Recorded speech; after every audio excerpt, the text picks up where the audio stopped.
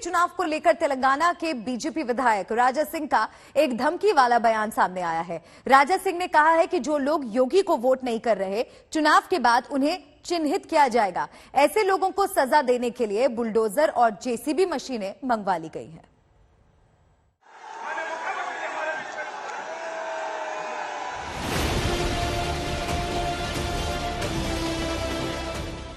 गर्मी भी 10 मार्च के बाद शांत करवा देंगे, फिर से शांत करवा देंगे। तो बेटा अगर उत्तर प्रदेश में रहना हो तो योगी कहना होगा, नहीं तो उत्तर प्रदेश छोड़ के तुम लोगों को भागना होगा। पीएम मोदी को भरोसा है कि यूपी में फिर से बीजेपी ही आएगी। भाजपा की सरकार, योगी जी की सरकार फिर से आ रही है, जोर शोर से आ रही है, गाजे बाजे के साथ आ रही है। सीएम योगी को भी पक्का यकीन है कि 10 मार्च के बाद भी उनकी गद्दी सलामत रहेगी। जनता जनार्दन के आशीर्वाद से डबल इंजन की सरकार फिर से आएगी।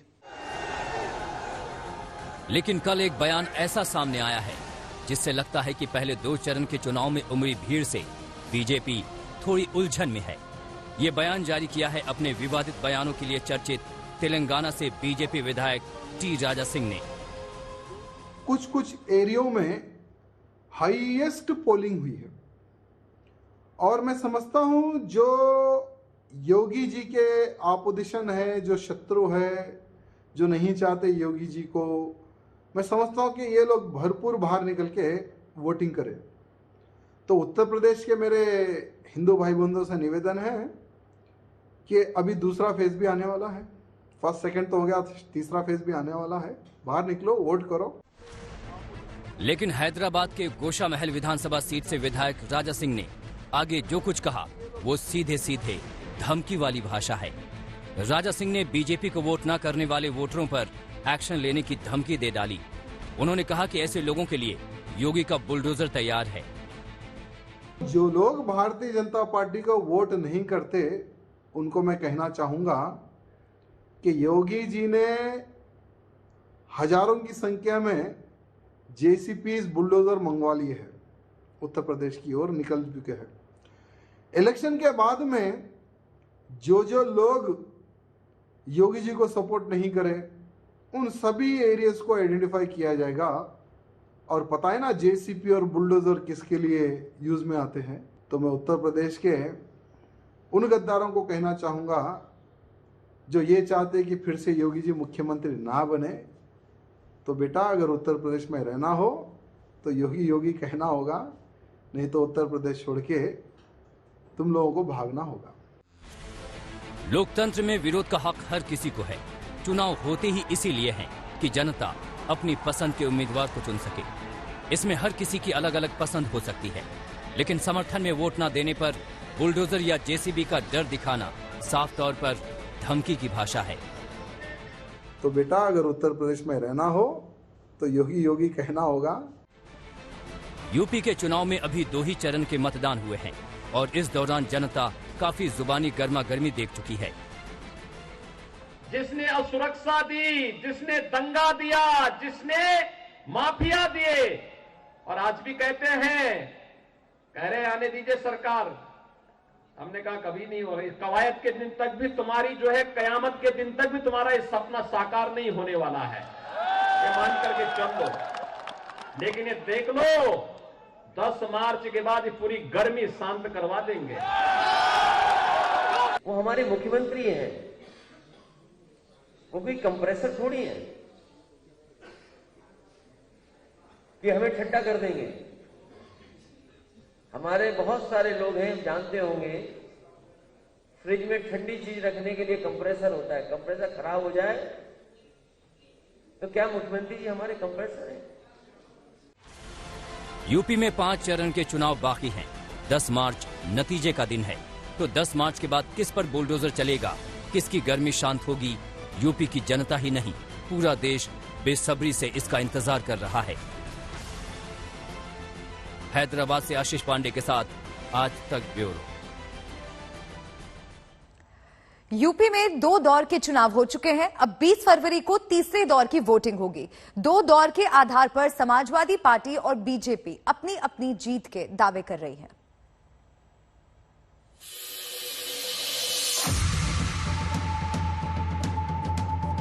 दूसरे चरण का वोट देख करके भारतीय जनता पार्टी के लोग जो गर्मी निकालना चाहते थे, उनके नेता कार्यकर्ता ठंडे पड़ गए हैं।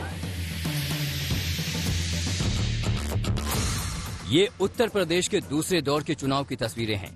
मतदान केंद्रों में वोटरों की भीड़ उमड़ी हुई है। वोटरों का ये जोश किसके लिए है?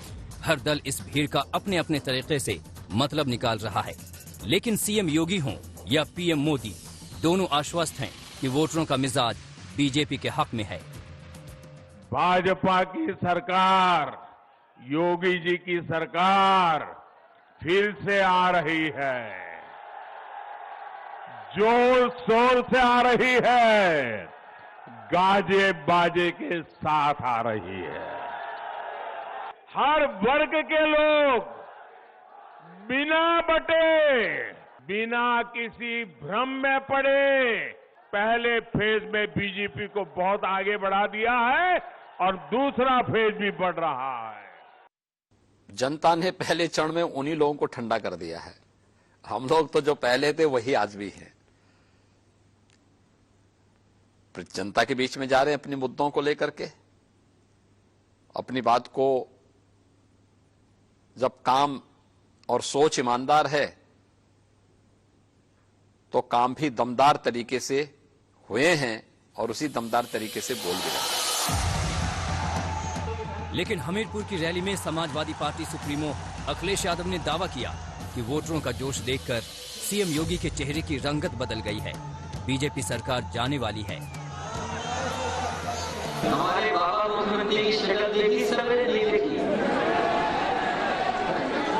हालांकि वो अपनी शक्ल देख करके केवल गुंडे और बदमाशों की बात करते हैं। जैसे ही सुबह उठते हैं वो और शीशे में देखते हैं अपने आप को, वैसे ही गुंडे माफियों की बात करते हैं।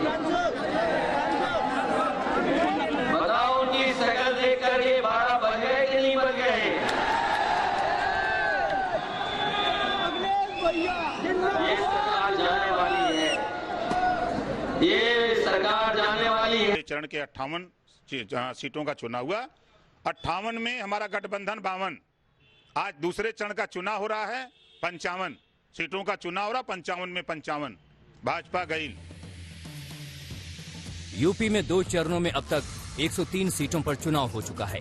पहले चरण में यूपी में 62.4% मतदान हुआ था। दूसरे चरण में आखिरी रिपोर्ट आने तक 62.69% मतदान हुआ। चुनाव आयोग बेशक 10 मार्च को परिणाम बताएगा, मगर राजनीतिक दलों को पूरा यकीन है कि उनकी विजय तय है। लखनऊ से कुमार अभिषेक समर्थ श्रीवास्तव और अभिषेक मिश्रा के साथ आज तक ब्यूरो। पंजाब में एक बार फिर सुरक्षा को लेकर पीएम मोदी और सीएम चरणजीत सिंह चन्नी आमने सामने नजर आए। जालंधर की रैली में पीएम ने आरोप लगाया कि स्थानीय प्रशासन की वजह से वो स्थानीय मंदिर में दर्शन नहीं कर पाए। उधर चन्नी का आरोप है कि पीएम के दौरे की वजह से वो होशियारपुर नहीं जा सके।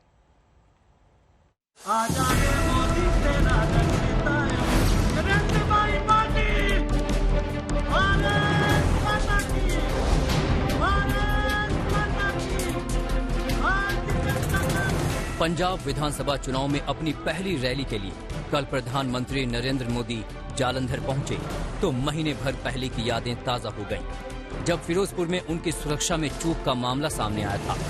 जालंधर की रैली में पीएम ने फिरोजपुर की घटना का जिक्र तो नहीं किया, लेकिन एक नए मुद्दे के साथ अलग अंदाज में चन्नी सरकार पर तीखा तंज कसा। आज मेरी इच्छा थी कि इस कार्यक्रम के बाद देवी जी के चरणों में जाकर के नमन करूं, देवी जी का आशीर्वाद लूं, लेकिन यहां के प्रशासन ने, यहां की पुलिस ने हाथ ऊपर कर दिया। उन्होंने कहा हम व्यवस्था नहीं कर पाएंगे, आप हेलीकॉप्टर से ही चले जाइए। अब ये हाल है सरकार का यहाँ।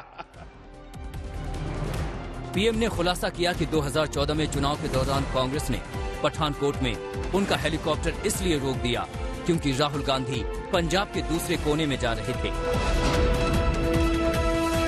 एक दिन हुआ ऐसा कि मुझे पठानकोट आना था और पठानकोट से हेलीकॉप्टर लेके मुझे हिमाचल के दौरे पर जाना था। आप हैरान हो जाएंगे, कांग्रेस के नामदार, उनके युवराज, वो सिंपली एक पार्टी के एमपी थे और कुछ नहीं थे। उस दिन उनका भी अमृतसर के आसपास कहीं कोई कार्यक्रम था। मेरे हवाई जहाज को उड़ने नहीं दिया गया। मुझे पठानकोट पहुंचने में 1-1.5 घंटा देरी हुई। जब पठानकोट पहुंचा तो मेरे हेलीकॉप्टर को नहीं उड़ने दिया। क्यों? क्योंकि उनके युवराज पंजाब के किसी दूसरे कोने में आने वाले थे। पीएम के इस आरोप से पहले पंजाब के सीएम चरणजीत सिंह चन्नी का एक बयान सामने आया। उन्होंने आरोप लगाया कि पीएम की पंजाब में रैली की वजह से उन्हें होशियारपुर जाने से रोका गया। होशियारपुर में रैली थी। मैंने यहाँ से चंडीगढ़ से 11 बजे उड़ान भरनी थी, लेकिन जब मैं जाकर हेलीकॉप्टर में बैठा, जबकि मेरे पास परमिशन भी थी, वहाँ कर लैंडिंग की भी परमिशन थी, तो इन्होंने मुझे रोक दिया कि जी आप अभी उड़ नहीं सकते, आगे से क्लियरेंस नहीं हो रही है। ये नो फ्लाई जोन। अब मुख्यमंत्री भी अपने आप में मुख्यमंत्री होता है स्टेट का। प्रधानमंत्री जी आ रहे हैं, ठीक है, उनका भी जहाज उतरने दो, मेरा हेलीकॉप्टर भी उतरने दो। अब मेरे हेलीकॉप्टर को रोका जा रहा है, लेकिन कोई बात नहीं। कांग्रेस और बीजेपी को लेकर आरोप प्रत्यारोप तेज हैं। जालंधर की रैली में पीएम मोदी ने कांग्रेस पर आरोपों की बौछार कर दी।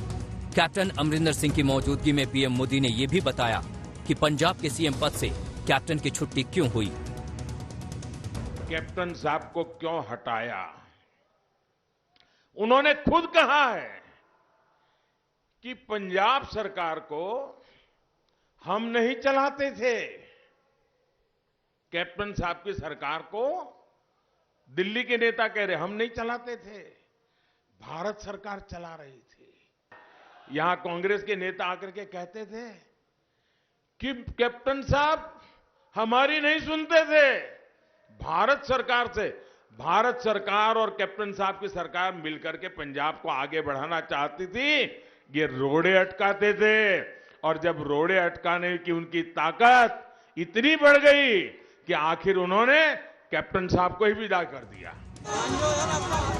पंजाब में 20 फरवरी को चुनाव है। आम आदमी पार्टी की मौजूदगी से इस बार का चुनावी संग्राम कांटे का है। नतीजे 10 मार्च को आएंगे। भारत माता की बहुत बहुत धन्यवाद। जालंधर से परमजीत सिंह और ललित शर्मा के साथ आज तक ब्यूरो। मेरे सहयोगी सत्येंद्र चौहान मेरे साथ जुड़ रहे हैं, उनका रुख करते हैं इस खबर पर और बातचीत के लिए। 5 जनवरी को जो कुछ हुआ उसके बाद करीब 1.25 महीने के बाद सत्येंद्र, पीएम मोदी फिजिकली पंजाब में चुनाव प्रचार के लिए पहुंचे और उम्मीद यही लगाई जा रही थी कि जिस तरह से सुरक्षा के बंदोबस्त किए गए हैं सब कुछ ठीक ठाक होगा, लेकिन जो तस्वीरें और जो आरोप प्रत्यारोप की खबरें आ रही हैं वो तो कुछ और ही बयां कर रही हैं।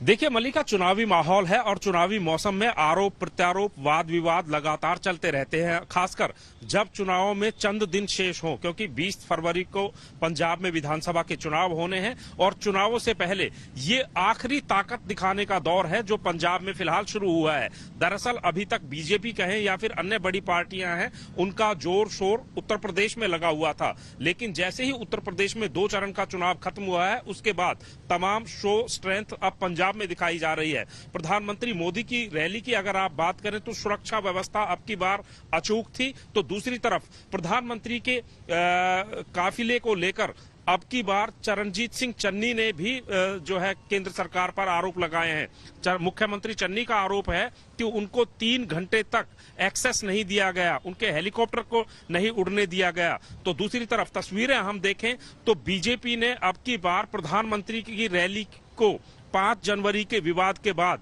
एकदम सफल बनाने के लिए कोई कोर कसर बाकी नहीं छोड़ी और इस रैली में भीड़ भी अच्छी खासी जुटा ली गई थी। तो कुल मिलाकर चुनावी मौसम में चुनावों से पहले अक्सर ऐसा होता है जब एक दूसरे के ऊपर तमाम राजनीतिक दल आरोप प्रत्यारोप लगाते हैं। ऐसा ही पंजाब में भी ठीक हो रहा है। जी शुक्रिया सत्येंद्र, तमाम जानकारी दर्शकों तक पहुंचाने के लिए। और वक्त भी बहुत कम बचा है, 20 फरवरी को चुनाव होने हैं पंजाब में और हर पार्टी इस वक्त चुनाव प्रचार में जुटी हुई है। कल चुनाव प्रचार के लिए राहुल गांधी भी पंजाब में थे। पीएम ने नवा पंजाब का वादा किया, तो राहुल वाले झूठे वादे पर नहीं चलेगा पंजाब। देखिए, आज पूरा देश मिलकर नए भारत के संकल्प के साथ आगे बढ़ रहा है। नया भारत तब बनेगा जब इस दशक में नवा पंजाब बनेगा। नवा पंजाब जिसमें विरासत भी होगी, विकास भी होगा। नवा पंजाब जो कर्ज से मुक्त होगा, अवसरों से युक्त होगा। सच्चाई जीतती है, समय लगता है मगर सच्चाई जीतती है। तो आप मेरी बात भूलो मत। पंजाब के सामने खतरा है। पंजाब को एक साथ चलना है। जैसे 5 नदियां हैं, सबको एक साथ मिलकर आगे चलना है, भाईचारे के साथ, प्यार के साथ। अब बात कर्नाटक के हिजाब विवाद की। कर्नाटक हाईकोर्ट में आज फिर इस मामले पर सुनवाई होनी है। इस बीच कल से कर्नाटक के स्कूल खुल चुके हैं। कर्नाटक ही नहीं, पूरा देश हिजाब विवाद पर हाईकोर्ट के फैसले का बेसब्री से इंतजार कर रहा है।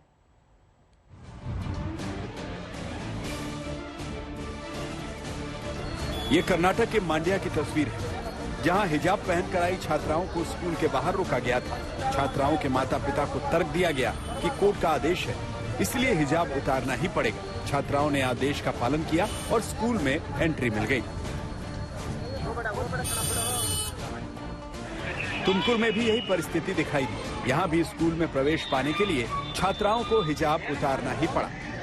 लेकिन शिवमोगा में जब ये छात्राएं हिजाब पहनकर परीक्षा दे रही थी, तो यहाँ इसका विरोध हुआ, जिस पर इन छात्राओं ने परीक्षा से ज्यादा हिजाब को जरूरी माना और उठकर चली गईं।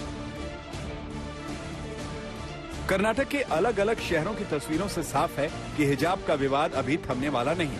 इस पूरे विवाद का केंद्र सिर्फ एक मूलभूत सवाल है, क्या शिक्षण संस्थान में धार्मिक वेशभूषा को पहनकर आने की संवैधानिक आजादी है या नहीं।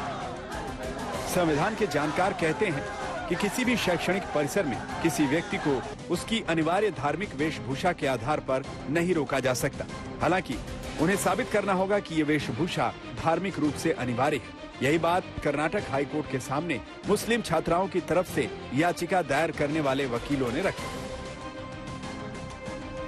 हाईकोर्ट में सुनवाई के दौरान छात्राओं की तरफ से दलील दे रहे वकील देवदत्त कामत ने कहा कि हिजाब पर प्रतिबंध लगाने वाला सरकारी आदेश सही नहीं। सरकारी आदेश के अनुसार हिजाब पहनना अनुच्छेद 25 के तहत नहीं आता। ये पूरी तरह से गलत है। देवदत्त कामत ने अपनी दलील को मजबूत बनाने के लिए कहा कि मद्रास हाईकोर्ट और बॉम्बे हाईकोर्ट ने अपने फैसले में हिजाब को अनुमति दी है, इसलिए राज्य को भी ये आजादी होनी चाहिए। जिस तरह से सिख छात्रों के लिए पगड़ी की अनुमति है, उसी तरह मुस्लिम छात्राएं देश भर में हिजाब पहनती हैं। इस दौरान कोर्ट ने पूछा कि आखिर कब से शिक्षण संस्थानों में ये छात्राएं हिजाब पहन रही हैं। इस पर वकील कामत ने कहा कि छात्राएं पिछले 2 सालों से हिजाब पहन रही हैं। इतना ही नहीं, कामत ने हिजाब को धार्मिक एंगल से जोड़कर अपनी दलील भी दी। तो इस पर कोर्ट ने पूछा कि क्या कुरान में इसे इस्लाम का हिस्सा बताया गया है। तो इस पर कामत ने हिजाब पहनने के पक्ष में कुरान की आयतों का जिक्र करते हुए कहा कि कुरान में महिलाओं की नजर नीची रखने और खुद को पर्दे में रखने को कहा गया है।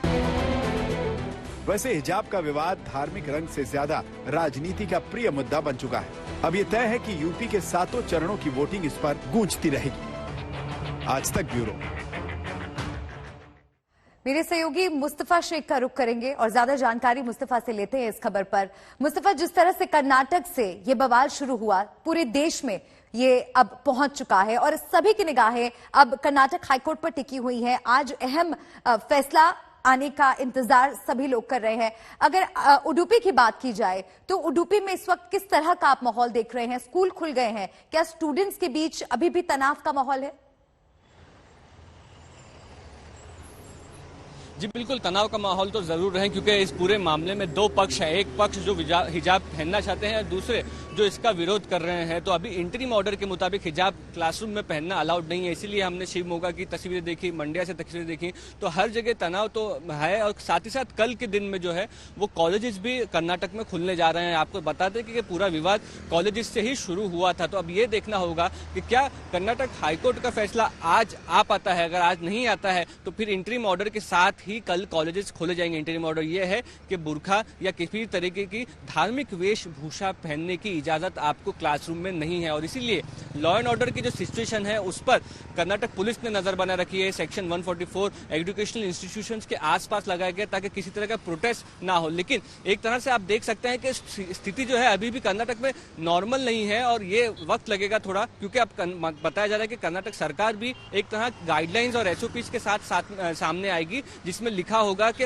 अगर हिजाब पहनना है तो कहां कैंपस के बाहर उतारना है, कैंपस के अंदर क्लासरूम में जाने से पहले उतारना है, या बिल्कुल भी हिजाब पहनकर आपको कैंपस के गेट तक नहीं आना है। तो ये सारी जो क्लैरिटी है ये उस गाइडलाइंस में दी जाएगी। तो अभी देखना ये होगा कि जिन लोगों ने हिजाब के इस पक्ष में ये पूरी प्रोटेस्ट शुरू की थी वो स्कूल कॉलेज अटेंड करते हैं या नहीं। बिल्कुल, कोरोना को लेकर बड़ी राहत की खबर आ रही है। कोरोना के दैनिक मामलों में गिरावट का दौर जारी है। पिछले 24 घंटे में कोरोना के 27,409 नए मामले सामने आए हैं। कल की तुलना में करीब 7,000 की गिरावट आई है। अगर एक्टिव केस की बात करें तो देश में इस वक्त कोरोना के 4,23,127 एक्टिव केस हैं।